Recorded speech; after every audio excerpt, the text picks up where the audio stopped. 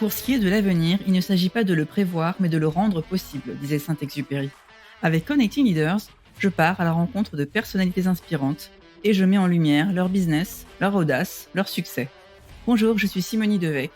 J'accompagne des dirigeantes et dirigeants d'entreprises en forte croissance pour faire rayonner leur business. Mon expérience en tant que business partner finance et RH, aux côtés de dirigeants en environnement tech, start-up, multiculturel, mais aussi mon engagement au sein du board de l'ONG internationale Passerelle Numérique, m'ont permis de voir à quel point le leadership, c'est avant tout de l'action, de l'ambition, mais surtout des relations, des connexions humaines, socle de tout. Bref, l'importance d'être bien entouré dès le départ. Mon objectif est de partager le parcours passionnant de mes invités, leur état d'esprit, leur moteur, leur challenge et leur succès, afin d'inspirer celles et ceux qui construisent le leur. Belle écoute! Bonjour, je reçois Jean-Michel Ledru, que j'ai eu le plaisir de rencontrer lors de ma formation Envie. Envie est la formation pour créer ou faire décoller son activité d'indépendant et être rentable. Jean-Michel était notre agent de talent. Après un parcours professionnel riche entre fonctions commerciales, direction des ressources humaines, entrepreneur en créant son entreprise dans la vente d'instruments de musique, Jean-Michel crée From Scratch l'incubateur de l'EDEC, grande école de commerce. Jean-Michel a accompagné de futurs entrepreneurs dans leurs projets entre Lille, Paris et Nice, mais aussi à l'international. Aujourd'hui, il continue d'accompagner des entrepreneurs, mais aussi des équipes en entreprise, avec cette volonté qui l'anime de transmettre, de partager. Jean-Michel nous partage quelques tips avec la conviction qu'un entrepreneur doit être bien entouré, accompagné, pour performer et réussir. Belle écoute! Bonjour Jean-Michel, je suis ravie de t'accueillir sur mon podcast Connecting Leaders.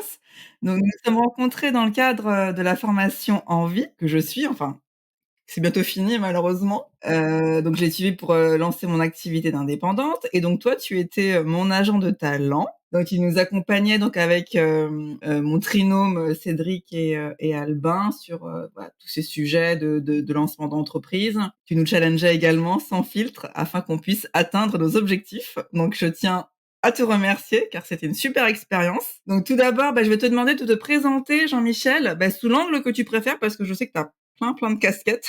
Pour commencer, écoute, bonjour déjà, merci de m'accueillir. Première chose que je dis, souvent on se définit par rapport à ce qu'on fait.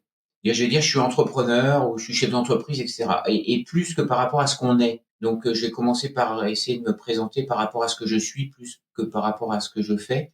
Et dans cette formation en vie, à un moment, on vous demande, et du coup, on se pose la question nous-mêmes aussi, de vous définir en 3 mots. Les 3 mots qui me définiraient, c'est passion. Je suis un passionné. Alors, je suis un passionné de tout. Je suis passionné de culture, de sciences, d'art, de nature, de vivant, des animaux. Je suis passionné de marche, de promenade, je suis passionné des échecs. Je suis passionné de beaucoup de choses. J'aimerais vivre 1000 vies pour pouvoir additionner toutes mes passions, depuis la musique en passant par tout le reste. Ensuite, ça serait dépassement de soi. Dans le sport, je fais beaucoup de sport, ou même la méditation, dans une approche d'une méditation profonde, c'est d'aller au-delà de nos perceptions, d'aller au-delà de nous-mêmes, d'aller titiller la frontière et d'aller passer un peu derrière la frontière du commun, du classique, du déjà vu, et d'aller sur des territoires inconnus. Et mon troisième mot, c'est peut-être celui qui est peut-être le plus important, c'est transmission. En fait, depuis que je suis, j'allais dire pratiquement enfant, j'aime aider les autres, j'aime aller vers les autres, j'aime enseigner, accompagner, avoir la sensation que je peux apporter quelque chose, que je peux être utile. Ce sentiment d'utilité par rapport à la transmission, c'est sûrement mon plus grand motivateur. Et puis par rapport à ce que je suis, je suis aussi chef d'entreprise, entrepreneur, artiste, sportif. Voilà comment je pourrais me présenter en quelques mots. Je pense que c'est difficile de se cantonner à se dire: «Je suis dans une case», enfin, puis je pense pas que tu sois justement ce type de personne. Disons que la case ou la cage, ça suscite en moi une envie de tout casser pour en sortir. Je n'aime pas l'enfermement. Et donc, par rapport à ton, parcours, professionnel, donc tu as exercé des fonctions, commerciales, tu as été également DRH. tu as créé, une première entreprise et ensuite, on va dire tes dernières fonctions, ça a été de créer from scratch l'incubateur de l'EDEC, la grande école de commerce, qui se trouve dans le Nord. Voilà, tu es l'entrepreneur, on va dire. Qu'est-ce qui te plaît là-dedans? Bah, écoute, l'entrepreneuriat déjà, c'est quelque chose qui m'est pas du tout évident au départ parce que, bon, moi déjà je l'ai pas dit, mais bon, j'ai bientôt 62 ans donc à l'époque de ma formation, à l'époque où je suis enfant, l'entrepreneuriat, c'est quelque chose qui est même pas dans mon radar. Moi, je viens d'une famille dans lequel, mes parents sont fonctionnaires, donc on n'est pas du tout dans un monde entrepreneurial. Et pour moi, pendant mes études, les gens qui étaient, de familles d'entrepreneurs, c'est des choses un peu étranges, bizarres, mais en tout cas qui étaient pas du tout pour moi. Donc j'ai découvert l'entrepreneuriat vraiment sur le tard, après 40 ans, quand j'ai eu envie, de créer mon entreprise et créer une entreprise pour travailler dans un monde qui me passionnait, c'était le monde des instruments de musique. J'ai dit tout à l'heure, dans ma partie artistique, je fais de la peinture, mais je fais aussi de la musique, j'écris de la poésie. Et donc, dans l'univers de la musique, en vendant des instruments de musique, et puis d'avoir une entreprise, un projet qui était dans lequel je pouvais mettre en place mes valeurs. Parce que souvent, quand on a un actionnaire, bon, c'est les valeurs de l'actionnaire. Quand ces valeurs ne sont pas forcément les siennes, c'est pas forcément évident de travailler quand on n'est pas en phase avec ses valeurs. Donc cette première boîte, tu étais tout seul? Tu avais un associé? J'avais un associé. Donc pas d'investisseur? Si, on avait des investisseurs. On avait un investisseur un peu institutionnel qui avait investi dans notre entreprise. On était lauréat du réseau Entreprendre, auquel on avait un prêt d'honneur. Donc on avait quand même on avait un prêt bancaire. Donc c'était un projet qui était assez cher entre guillemets parce qu'on devait acheter du stock. Et comme personne n'aime financer le stock, on a besoin de faire appel à plein de sources de financement pour essayer d'avoir une vraie offre. Voilà, l'entrepreneuriat. Et puis ensuite, en rentrant dans le réseau Entreprendre, j'ai découvert d'autres entrepreneurs, j'ai découvert d'autres entrepreneurs avec d'autres projets. Assez rapidement, je me suis mis accompagner un certain nombre d'autres personnes de ma promotion du réseau Entreprendre. Et puis, quand il a été le moment un peu de penser à plier notre boîte qui fonctionnait pas comme on le souhaitait du tout, j'ai eu la chance de rencontrer le directeur de l'EDEC, Olivier Auger, qui voulait mettre en place une structure d'accompagnement des entrepreneurs. À l'époque, faut le dire, en 2010, ça n'existait pas, personne en parlait dans les grandes écoles, etc. C'était très, très novateur. Le campus de l'EDEC déménageait dans un nouvel endroit sur le campus incroyable de Lille. Et il y avait un endroit qui avait été dédié pour un incubateur, pour accueillir des entrepreneurs, des étudiants entrepreneurs. Et plus tard, c'est devenu aussi des étudiants diplômés, donc des alumni entrepreneurs. Et puis en 2010, ben, dans cet endroit tout vide, on a commencé à accueillir des personnes qui avaient des volontés de création d'entreprise. Et en 10 ans, on a mis en place un incubateur sur Lille, sur Paris, sur Nice, ouvert un espace EDEC à la station F à Paris. On a mis en place les bribes de ce qui devient un programme international en relation avec Berkeley, qui est concrétisé par les personnes qui m'ont succédé. Et accompagné des centaines de projets par an et près de 800 créations d'entreprises. Ça se passait comment en fait? Les personnes candidataient pour des projets, vous les aidiez à, On faisait toute une communication interne pour expliquer, dès l'arrivée des étudiants en première année, pour ceux qui avaient des idées de création d'entreprise, il y avait une structure qui était là pour eux, qu'on était là pour les accueillir, qu'ils étaient les bienvenus. Donc on avait toute une phase de communication interne pour nous faire connaître au sein de l'EDEC. Il y a quand même en tout pas loin de 10 000 étudiants à l'EDEC. oui, donc dès la première année, dès que tu intègres l'EDEC, tu sais que tu peux créer, enfin et te faire accompagner par l'incubateur? Exactement, dans l'intégration, tous les ans, on allait, c'était notre marronnier, on allait porter la bonne parole et faire un show devant les nouveaux étudiants pour leur dire, voilà, c'est possible d'entreprendre, leur donner des exemples de personnes qui avaient entrepris la première année et avec succès. Et puis derrière, effectivement, on les accueillait et on mettait en place autour d'eux une structure d'accompagnement qui durait jusqu'à 2 ans et plus pour ceux qui réussissaient, dans lequel on les voyait très régulièrement pour les accompagner. Voilà, et donc j'ai découvert le monde de l'entrepreneuriat, du coup, effectivement, l'écosystème de l'investissement. J'ai dirigé un programme académique pendant 4 ans à l'EDEC, un Master of Science en entrepreneuriat et innovation. C'est un programme international avec une centaine d'étudiants. Et on avait un voyage à San Francisco, dans la Silicon Valley de 10 jours tous les ans. Donc là, j'ai eu l'occasion de découvrir un peu la mecque de l'entrepreneuriat qui reste la Silicon Valley. J'ai eu la chance d'accompagner un programme d'Eura Technologies de Lille en tant que coach qui allait aussi tous les 2 ans dans un programme d'Executive Education en entrepreneuriat à Stanford. Et donc, j'ai pu aller plusieurs fois à Stanford et être exposé, discuter, échanger avec des professeurs et des entrepreneurs de Stanford, qui était assez passionnant. Donc, j'ai découvert le monde, pour le coup, au sens géographique du terme de l'entrepreneuriat. Et grâce à ces voyages, grâce à mes étudiants qui venaient de 25 nationalités, et de voir un peu les différences culturelles qu'il y a entre les différents pays sur l'entrepreneuriat et les tendances de fond qu'on retrouve aussi un peu partout dans le monde occidental. Parce qu'il faut bien préciser, le monde occidental, l'entrepreneuriat ailleurs, c'est différent. L'entrepreneuriat en Chine, c'est pas tout à fait la même chose que l'entrepreneuriat aux États-Unis, par exemple. Et donc tu as accompagné des entrepreneurs, tu as vu naître des projets, bon, tu as dû en voir qui n'ont pas pu naître ou qui ont échoué. Qu'est-ce qui fait selon toi qu'un projet marche mieux? Les ingrédients, de base à ce succès, enfin, de ce que tu as vu? C'est une grande question qu'on pose très souvent, auquel il est extrêmement difficile de répondre, parce que si on craquait la réponse, en fait, si on trouvait la réponse, en fait, il suffirait de dire, tiens, on a les ingrédients, on a la recette, et boum, ça réussit, ça réussit pas. Moi, si j'étais capable de faire ça, j'ai toujours dit, je serais hyper riche, parce que j'ouvrirais un bureau à New York, et je dirais, vous venez, vous me présentez votre projet, je vous dis si ça marche pas, avec 100% de chance de réussite, et je prends 10% de vos parts. Et j'ai toujours pas ouvert mon bureau à New York qui fait ça. Pourquoi? Parce que c'est un peu compliqué de trouver. Moi, j'ai vu des projets et des porteurs de projets qui sont venus me présenter leur projet la première fois, et j'aurais franchement pas parié dessus et ça marchait. Et au contraire, d'autres sur lesquels j'aurais plutôt parié et sur lesquels ça marchait pas. Donc, alors, on peut dire que c'est parce que j'ai un très pauvre jugement, ce qui serait effectivement une des possibilités, et c'est la réalité aussi. Maintenant, on sait un certain nombre des ingrédients qui sont nécessaires, mais ils sont pas forcément suffisants. Par exemple, dans un projet tech, les investisseurs n'investissent pas s'ils sont pas deux, un business développeur et un tech. Or, il y a des projets tech qui arrivent à se développer très bien avec un seul tech ou avec un business développeur.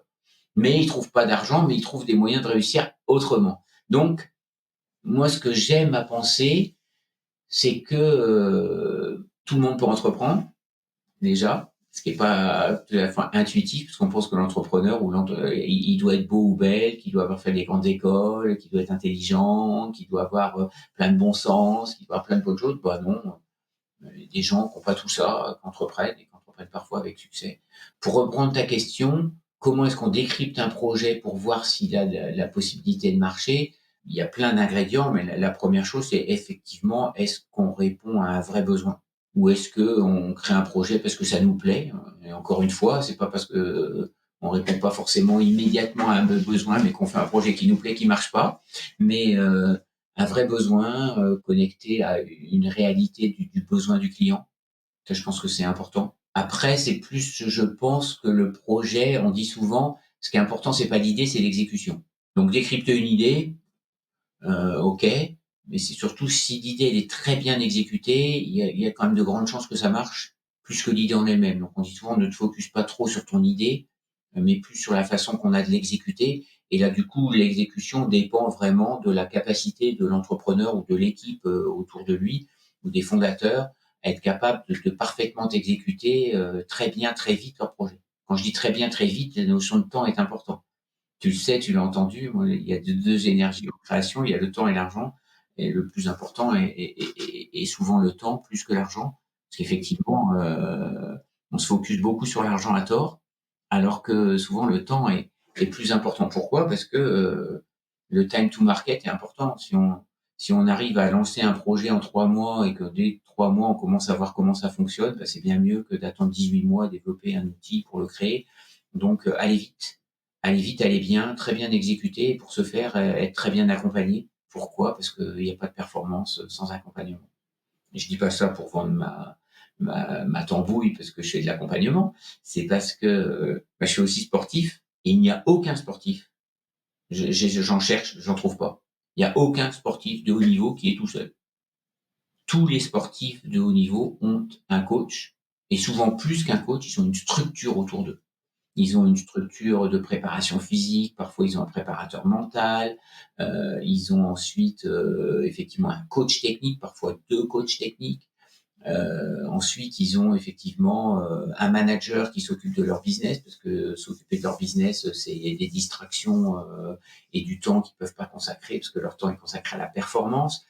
On se dit, si ces sportifs qui sont dans l'ultra performance, ils sont coachés, pourquoi est-ce que l'entrepreneur qui veut être dans l'ultra performance à son niveau, bah lui, il pense qu'il devrait réussir seul. Entreprendre seul et penser réussir seul, je pense que c'est une vraie bêtise pour le coup. C'est une erreur d'appréciation qui vient un peu de notre éducation. Il faudrait réussir seul et puis beaucoup souffrir et puis beaucoup galérer, etc.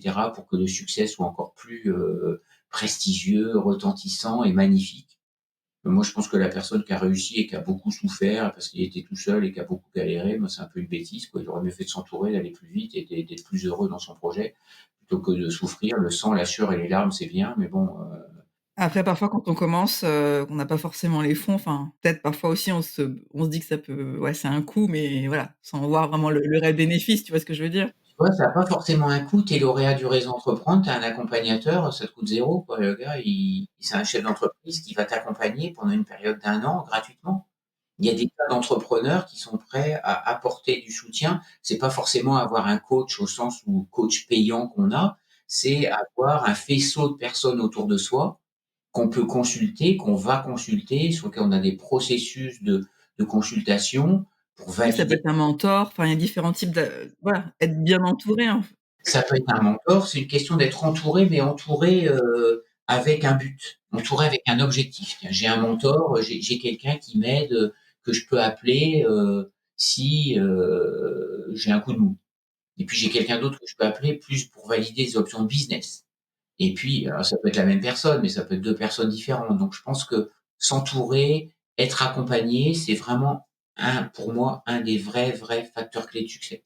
Après, c'est très différent en fonction des projets et cetera. Mais bon, il y a entre un projet B2B, un projet B2C, un projet purement digital, un projet tech, un projet de retail, un projet, physique, ou un projet solo, il y a plein de choses qui vont rentrer en ligne de compte sur les facteurs clés de succès. Donc aujourd'hui, tu accompagnes, toujours, des dirigeants, des entrepreneurs, mais également des équipes, tu m'avais dit. Est-ce que tu vois des problématiques qui reviennent, des problématiques un peu récurrentes? J'en vois et puis c'est parce que je les vois que je les adresse en même temps quelque part. Parce qu'on dit répondre entreprendre, c'est répondre à un besoin. Donc moi, j'accompagne des gens, il faut que ça réponde à un besoin. Donc j'ai un double besoin, le besoin d'accompagner le dirigeant, le chef d'entreprise dans une idée un peu moi je suis pas coach, hein, c'est pour ça que je préfère parler d'accompagnement parce que j'ai pas envie de me présenter sur quelque chose sur lequel j'ai pas de crédibilité, en tout cas d'études et cetera. Donc j'accompagne des dirigeants au sens où comment, être super organisé, comment être heureux dans ce qu'ils font, comment, définir, correctement leur stratégie, comment mettre en place, répondre à leurs besoins. Donc j'ai cette première brique qui est à mon sens importante et puis je partage avec eux le fait d'avoir dirigé des entreprises, le fait d'avoir été entrepreneur. On a quelque part cette plateforme de connivence, de complicité qu'on peut avoir parce que souvent ils vivent des choses, et je leur dis, ah bah, il y a ça et ça. Il me dit: «Ah bah, dites donc, c'est exactement ce que je vis». Je dis: «Bah ouais, je sais parce que, bah, je suis passé par là moi aussi». Donc voilà, ça aide.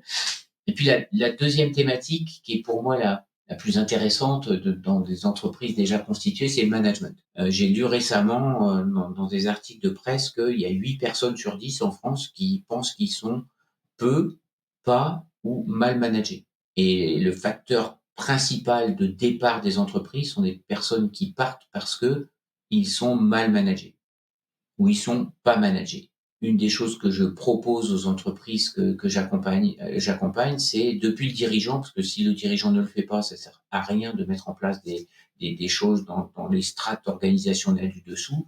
C'est comment, effectivement, on peut manager. J'aime bien l'idée d'ultra performance dans l'ultra humanité. C'est-à-dire, pas du tout dans l'idée, je te stresse à mort, et je te mets sous pression à mort de façon à ce que tu me sortes un résultat. C'est un mode de management qui marche à très, très, très court terme, parce qu'après les gens se explosent en vol et c'est ce qu'on entend partout, les burn-out et cetera. Donc moi, c'est pas du tout, dans ce territoire-là que je vais, c'est au contraire rendre des gens heureux de performer. Je crois que les moments les plus intenses que l'on vit sont les moments d'ultra reconnaissance. L'athlète qui gagne sa médaille d'or aux Jeux Olympiques, qui monte sur le, c'est ce qu'ils disent, hein, qui monte sur le podium, c'est un moment de consécration absolument incroyable, quoi. Il y a 80 000 personnes dans le stade, il y a la télévision, font des centaines de millions de personnes et on est reconnu et c'est le moment incroyable. Alors évidemment, en entreprise, on peut pas forcément faire ça, mais avoir des moments de célébration individuelle en entreprise, oui. Reconnaître des gens pour ce qu'ils font, oui. Et ça permet de rendre des gens heureux d'être là où ils sont, heureux de travailler dans une équipe, heureux de travailler dans cette entreprise dont ils partagent les valeurs et les objectifs, heureux d'y contribuer et heureux d'être bien managé, ce qui veut dire être bien reconnu. Puisqu'effectivement, le, l'outil principal du management, c'est la reconnaissance. Je te reconnais, j'observe ce que tu fais, je vois ce que tu fais bien, je vois ce que tu fais moins bien. Et dans ce que tu fais moins bien, je vais pas te reprocher de le faire moins bien. Je vais t'accompagner à le faire mieux, à le faire bien et même à le faire très bien. Donc, je m'intéresse à toi, je te forme, je te coach, je te suis et je te développe. Et la personne, et quand tu réussis, bingo, je te reconnais avec tous les outils de reconnaissance qu'on peut avoir. Donc l'outil salarial n'est pas forcément est un des leviers, mais pas simplement le levier, comme on le pense souvent.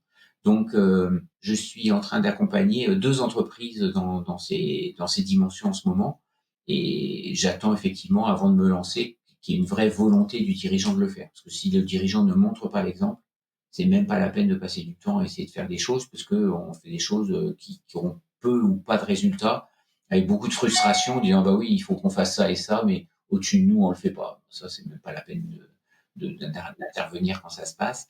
Donc, et c'est des choses qui sont passionnantes pour moi parce que j'ai eu la chance de diriger 3 entreprises. Dans les 3 entreprises que j'ai dirigées, j'ai mis en place les modes managériaux et ça marche.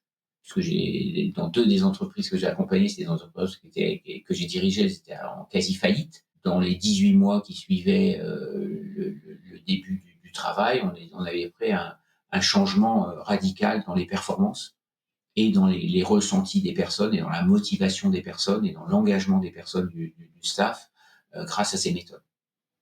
Donc, c'est quelque chose qui marche. Et là, parmi les entrepreneurs que tu accompagnes, est-ce que, ou que tu accompagnais si c'est plus le cas, est-ce qu'il y en a pour lesquels, ouais, tu voyais qu'ils faisaient pas fausse route, mais que c'était compliqué quand même? Soit dans leur façon d'agir, dans leur, vision des choses ou même dans leur business qui tu voyais que voilà, que il y avait pas de marché ou que le business model n'était pas viable? Est-ce que tu as déjà eu ce genre de situation, en fait? Oui, absolument. Bien sûr, pour plein de raisons, mais il y en a une qui est importante, c'est quand l'ego empêche de voir la réalité de l'entreprise. Quand la personne, pas forcément parce qu'elle a un énorme ego, mais elle ne peut pas accepter l'idée qu'elle fasse pas bien, qu'elle fasse mal ou qu'elle va la tête dans le mur parce que c'est quelque chose qui ne lui est pas acceptable. Donc ça, c'est des choses qui arrivent souvent. Moi, j'ai vu des entrepreneurs, je leur dis: «Mais là, ça va pas du tout, il y a vraiment des choses à faire, il y a vraiment des choses à remettre en cause dans le modèle et cetera» et eux ne veulent pas le voir et ils ne peuvent pas le voir parce que le voir les remet en cause eux-mêmes. Et ça, ils sont pas prêts à y faire face. Alors je leur dis: «Bah, écoute, moi j'ai pas la science infuse et tout, je vais t'orienter vers quelqu'un d'autre que tu vas aller voir. Je vais pas parler de toi, écoute ce que la personne te dit.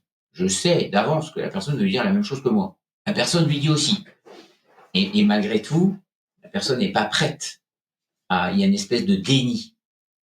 Et le déni, c'est un truc très fort, hein. Il y a on connaît, je vais pas rentrer dans la psychologie, mais le déni de la femme enceinte, c'est quand même, incroyable quoi, de nier qu'il se passe quelque chose qui est manifeste dans son corps, pour le coup. Bah, là, c'est un peu la même chose, c'est le déni, de l'entrepreneur qui a un projet qui ne marche pas et qui n'est pas capable, qui refuse et qui est incapable de voir les conséquences qu'il y aurait à accepter effectivement que ça ne marche pas. Donc ça, c'est très compliqué à accompagner parce que la personne s'entête, la personne pense qu'elle a raison contre vent et marée. Et nous, on se doit quelque part, par principe de précaution, parce qu'on veut pas que cette personne s'abîme non plus, de continuer à essayer de trouver tous les moyens qu'on peut mettre en place pour essayer de lui dire: «Mais il y a autre chose à faire, faut regarder une réalité qui même si elle te dérange.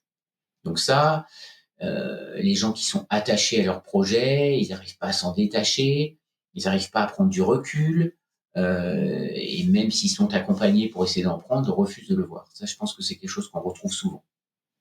J'ai vu plein de podcasts et j'écoute aussi des podcasts comme le tien, qui est très bien d'ailleurs, de personnes qui disent qu'il ne faut pas s'attacher émotionnellement à son projet, ce qui est pas faux. C'est très difficile de se détacher émotionnellement d'un projet concret, mais en même temps, quand on est attaché, bah, effectivement, on a tous les affects qu'on porte sur notre projet qui seraient la même chose que ceux qu'on porterait sur un conjoint. C'est-à-dire que, effectivement, on a beaucoup de mal à s'en détacher, on travaille tout le temps, c'est tout le temps dans notre tête et du coup, on a beaucoup de mal à prendre du recul et effectivement à regarder son projet de façon détachée en disant: «Bah, oui, les indicateurs me disent que ça va pas, donc il faut que j'adresse le ça va pas». Donc ça, pour répondre à ta question, c'est quelque chose qu'on voit quand même vraiment souvent. Mais qui peuvent, enfin, je veux dire, c'est pas non plus, ça peut arriver, mais c'est pas perdu. Je veux dire si la personne, accepte et puis reçoit, tu vois? Mais après enfin, je comprends que ça peut être difficile, tu vois? Mais, Ça évolue, mais la culture c'est cette culture qui dit, quand on échoue, et c'est pas bien et on porte ça comme un boulet toute sa vie et cetera. Il y a encore ça qui est très fort dans notre culture. Alors qu'en fait, aux États-Unis, ils parlent de serial entrepreneur. Là, c'est le contraire. Tu as planté ta boîte, c'est cool, remonte la suivante, tu l'as plantée, c'est normal, tu vas la planter 5 fois, puis la 6e fois, tu réussiras. Puis c'est le parcours classique. Et eux, on voit bien que c'est une différence culturelle. Nous, quand on plante la première fois, c'est déjà un peu maintenant, ça change un petit peu, mais pas tant que ça. Si on plante 2 fois, c'est compliqué et quelqu'un qui a planté 2 fois, on dit: «Tu recommences une troisième fois», on lui dit: «Tu as un problème dans ta tête, quoi, tu es un peu bête, quoi». Donc effectivement, il y a un problème culturel, en Europe et encore plus en France qui est très fort là-dessus. Donc on a très, très peur d'échouer, encore plus chez les hommes que chez les femmes. Il y a un ego masculin qui ressort là-dessus malheureusement, qu'on connaît bien, mais c'est effectivement des choses qui sont à prendre en compte, oui, garder ce détachement par rapport à un projet. et toi, Jean-Michel, à titre personnel, comment tu progresses, toi? Comment tu te développes? Moi, je n'aurais pas la prétention de dire que je progresse. En même temps, j'ai besoin de progresser, c'est clair, parce que pour moi, je regarde moins évidemment, une partie de mon travail est basée sur mon expérience, mais je m'intéresse plus au présent et à demain de ce qui s'est passé hier. Alors moi, je suis curieux de tout. Donc, j'ai la chance d'avoir un petit chien que j'adore, que je promène presque 2 heures par jour. Ça fait 2 heures de podcast par jour. Donc, j'écoute des podcasts sur plein de choses. Ce matin, j'ai écouté un podcast du Collège de France, sur, la lumière, dans la partie quantique de la lumière, dans la partie physique de la lumière, dans la partie philosophique de la lumière, qui était absolument passionnant. Donc j'écoute des podcasts de philosophie, de sciences beaucoup, de performance sportive aussi, de musique aussi, parce que j'ai une passion pour la musique classique. Je lis beaucoup. Je lis la presse tous les matins. Tous les matins, en prenant mon petit déjeuner, je balaye, toute la presse française et internationale. Donc ça fait aussi partie des choses qui m'aident à mapper un peu le monde dans lequel on vit, qui est complexe et qui a besoin qu'on le regarde sous plein d'angles de vue. Je lis pas mal de livres aussi, heu, depuis que depuis toujours, hein. J'ai une grande passion pour la littérature, donc pas mal de livres et puis apprendre de tout, écouter, j'apprends beaucoup des autres. Parce qu'en fait, accompagner, c'est beaucoup écouter et du coup aussi beaucoup apprendre. On transmet, mais tu parlais tout à l'heure du programme Envie et des 2 personnes, avec lesquelles tu es et que j'ai la chance d'accompagner. J'apprends aussi beaucoup de vous. Donc plus on rencontre de personnes, plus on enrichit son expérience humaine personnelle de celle des autres.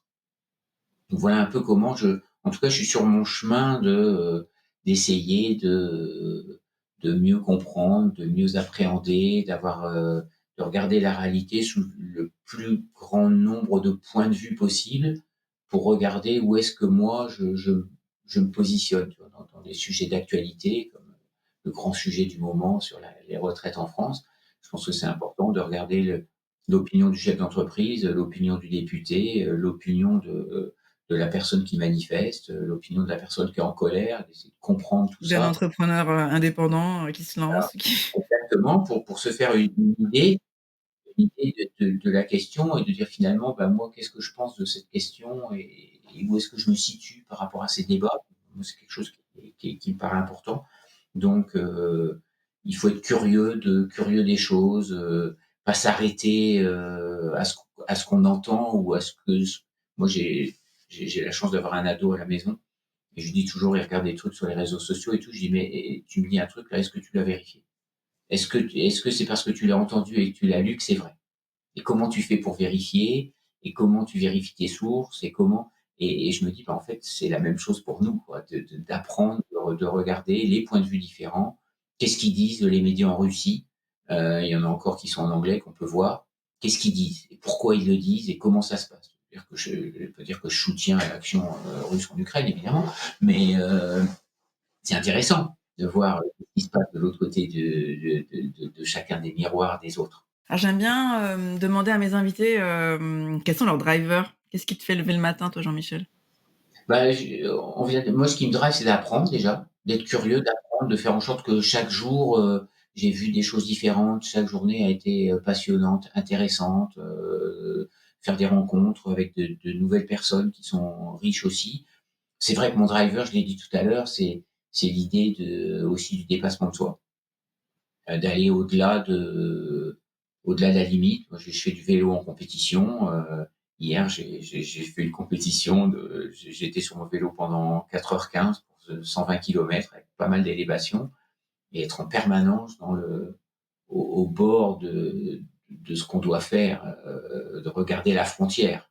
On sait que si on franchit la frontière, dans mon cas, bah, on finit pas la course parce qu'on a été trop vite, trop fort, à un moment, mais de se dire: «Je gère ma performance de façon à être optimale sur toute la plage de 80 quarts de course». Ça, je trouve ça passionnant.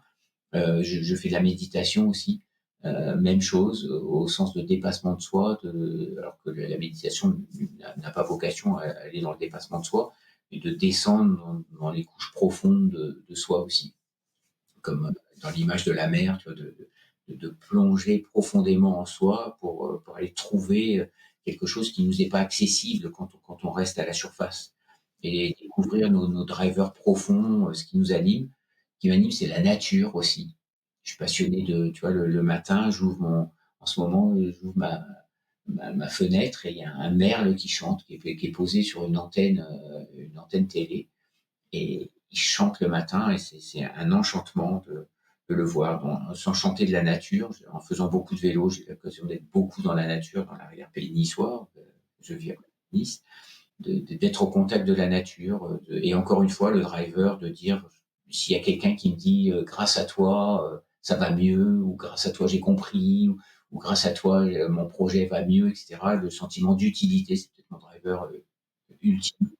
D'avoir la sensation que j'ai pas passé du temps inutile, mais que j'ai servi à quelque chose. Super, bah, merci beaucoup, Jean-Michel. Est-ce que tu es sur les réseaux sociaux? Est-ce qu'on peut te contacter sur les réseaux sociaux? Sur LinkedIn? Alors on peut me contacter sur les réseaux sociaux. Je suis pas hyper actif sur les réseaux sociaux, il faut le dire, mais j'ai un profil LinkedIn. Il m'arrive de poster des choses. J'aime plus de relayer les choses qui ont été postées par d'autres personnes que je connais que de poster moi-même. J'ai un Instagram, sur ma partie peinture, parce que je fais de la peinture. J'ai un Instagram pour ma peinture qui s'appelle, JM Ledru Art, tout attaché. C'est mes 2 réseaux sociaux principaux. D'accord, bah, je mettrai le lien. Merci beaucoup, Jean-Michel, pour ton partage. C'est moi qui te remercie de m'avoir invité. Merci d'avoir écouté cet épisode de Connecting Leaders. Si vous avez aimé cet épisode, vous pouvez soutenir le podcast en vous abonnant sur votre plateforme d'écoute ou en le partageant autour de vous, ou encore en laissant un commentaire sur Apple Podcasts. Merci et à très vite.